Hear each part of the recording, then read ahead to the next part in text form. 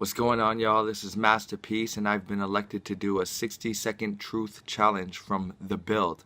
Go subscribe to The Build. He doesn't waste time, and he talks about a lot of good stuff. I now nominate D. Marble for his 60 seconds of truth. Give it to us. This is my 60 seconds of truth, or 64 seconds.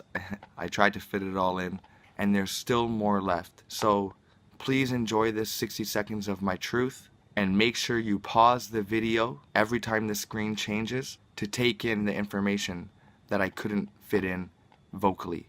Thank you. Peace, power, and protection on the plane. This is Masterpiece saying peace.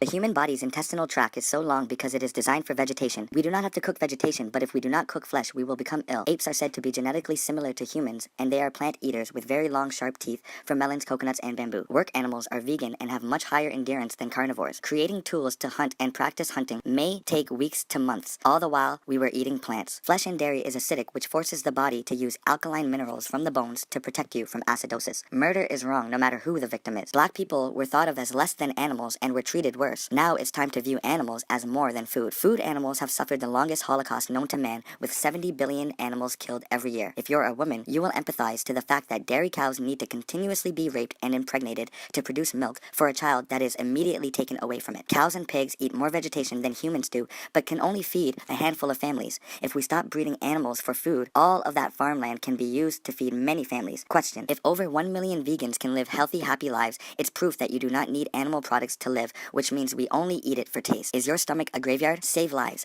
Go vegan.